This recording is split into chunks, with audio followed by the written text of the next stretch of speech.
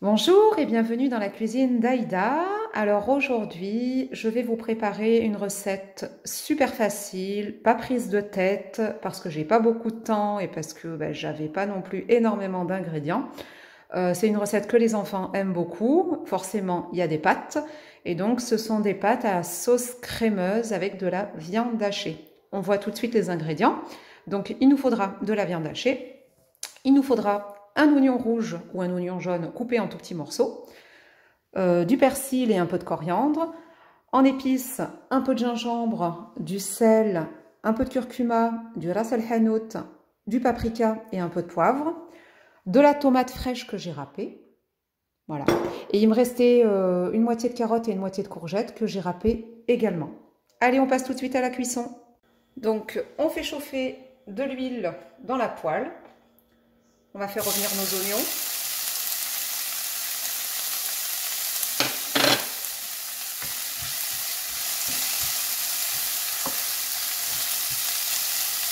Là, une fois que les oignons sont un peu colorés, on va mettre la courgette et la carotte râpée et on mélange.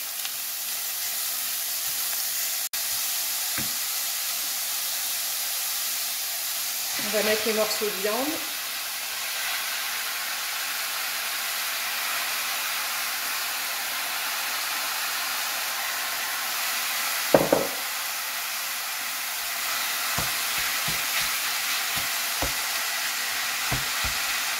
Et là, on répartit le tout. Voilà, donc on va rajouter les épices.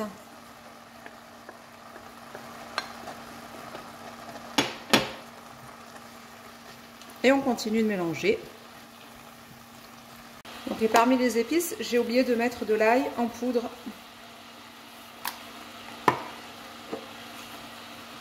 Et un peu de mélange de poivre. Et on mélange. On va pouvoir ajouter la tomate.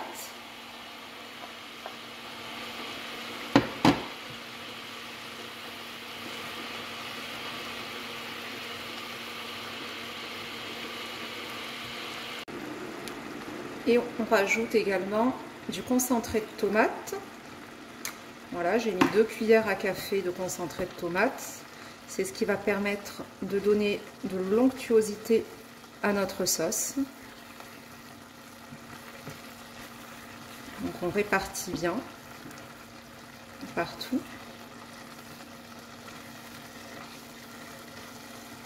Et on va pouvoir mettre nos herbes.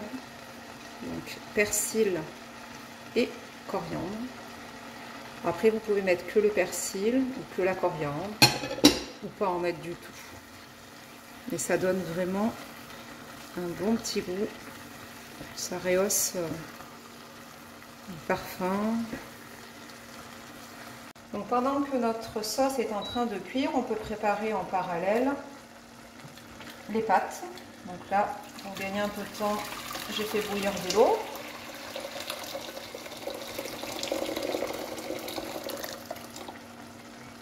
Là, on va y mettre du sel. Je mets aussi un peu d'huile. Voilà, donc vous attendez bien que l'eau pour les pâtes soit bouillante. Sinon, vous allez avoir des soucis au niveau du temps de cuisson. Donc pour notre sauce, c'est pratiquement prêt. Je vous montre. Il ne manque plus qu'à rajouter la crème liquide. On met de la crème en 2 fois. Donc on va laisser absorber là une première fois. Puis on va voir un peu l'onctuosité, on va tester. Et on en rajoutera certainement dans un deuxième temps. Donc, et là, c'est en train de bouillir. On va rajouter le feu plus fort.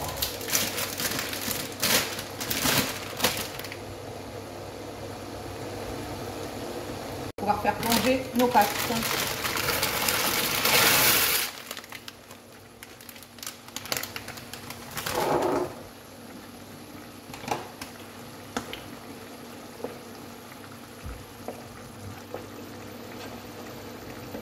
Là, je mets la fonction boost. Ça me permet de conserver normalement l'ébullition de l'eau. Ça devrait chauffer très rapidement et reprendre.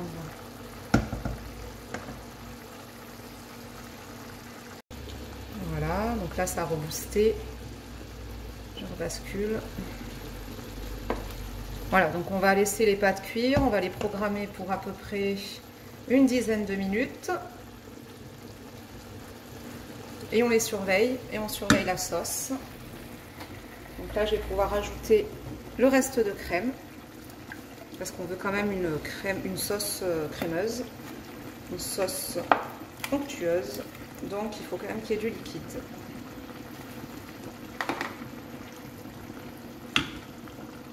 Voilà, j'avais perdu le contrôle de mes pâtes. Voilà. On laisse cuire. Alors pour ceux qui me suivent et qui commencent à me connaître maintenant, mon petit ingrédient fétiche que j'aime rajouter dans mes sauces, le fromage. Donc là, un petit peu d'emmental et on va rajouter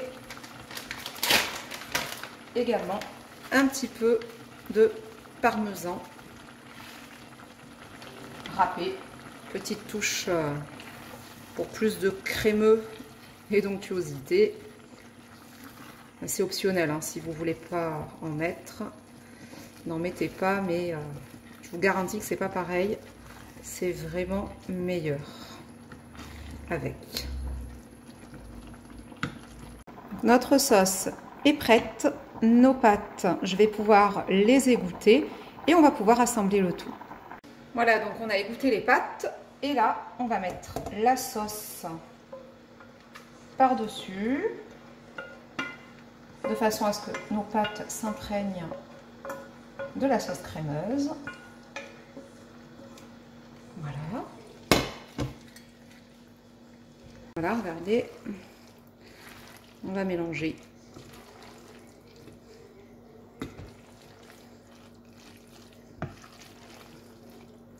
Voilà le résultat, regardez.